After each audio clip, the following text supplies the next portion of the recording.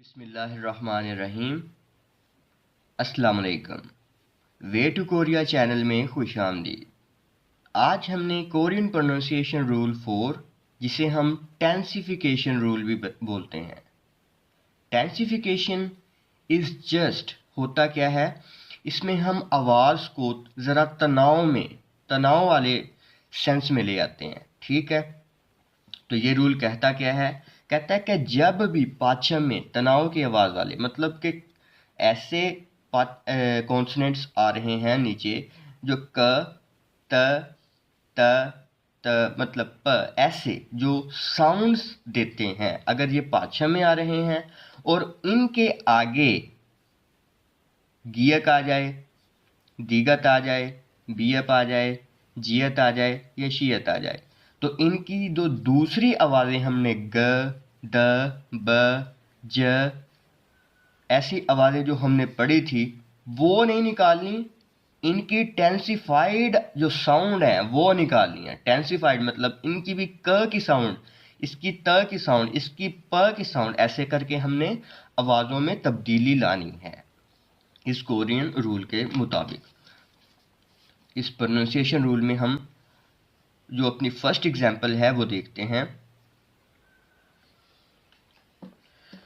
Okay जी, ये है मियम और नीचे गियक, इनमें से अब एक आ गया, ये हमारा गियक है, और नेक्स्ट में जो ऊपर आ रहा है इसके दीगत है। ठीक है, तो दीगत की जो आवाज़ हमने दाल के बजाय अब हमने त की आवाज़ निकालनी है। ठीक है, तो इसको मोक दा नहीं पढ़ना, इसको पढ़ना है मोकता, मोकता। ठीक है, नेक्स्ट ये देखें, मियम ऊ नीचे दीगत है, दीगत की तो त की आवाज़ पड़ी जाएगी, लेकिन जो गियक है इधर ग की आवाज़ नहीं देगा, सिंपली क की आवाज़ देगा।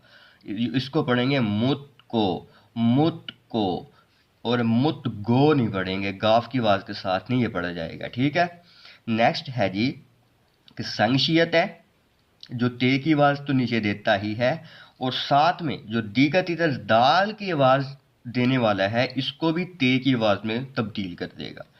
तो ये है इत्ता, इत्ता। ठीक है, ये हमने जो ब्रैकेट्स में लिखे होते हैं ये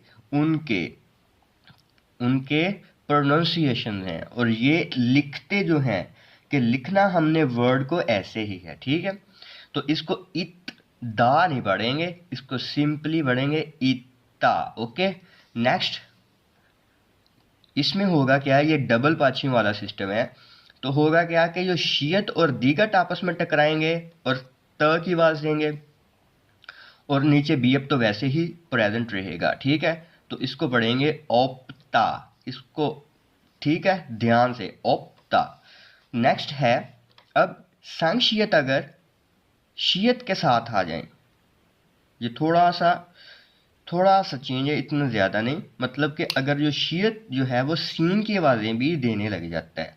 वो इस सेंस में देता है कि अगर नीचे संशियत हो, आगे शियत हो, तो इसको इत समिदा, मतलब इस्मिदा, इस्मिदा, एक इस मतलब सीन से इस्मिदा। ठीक है, और ये बीएप और नियन, ये हमने नेजलाइजेशन रूल के मुताबिक पढ़ा था कि ये बीएप और नियन जो है वो बीएप को मियम की साउंड में चेंज कर देता है, तो इस्मीदा, इस्मीदा। ठीक है, नेक्स्ट ये है जियत, इधर त की आवाज़ देता है तो दीगत को भी त की आवाज़ में तब्दील कर देगा, तो इत्ता, सिंपली इत्ता। ओके, नेक्स्ट है ये नीचे गियक है और ऊपर दीगत है, तो नीचे गियक क और ऊपर दीगत को त में साउंड में चेंज कर देगा, तो शिक तांग, इसको पढ़ेंगे शिक तांग। नेक्स्ट नीचे है गियक और ऊपर है जियत,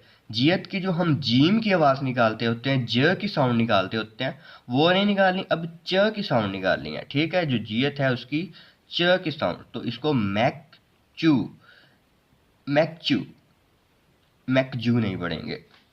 नेक्स्ट दीगत है और दीगत है, सिंपली क्या करेगा, ये उसको भी त की आवाज़ में तब्दील करेगा, तो फाता। ठीक है, फाता, और इसको हम पढ़ेंगे नाचम, ना चा, ठीक है, मतलब च की साउंड के साथ जियत और जियत आपस में ये मतलब टकराए हैं, ये आपस में आए हैं, ठीक है। तो ये है आज का हमारा रूल नंबर 4, जिसको हम टेंसिफिकेशन रूल बोलते हैं। तो please share the video and subscribe the channel.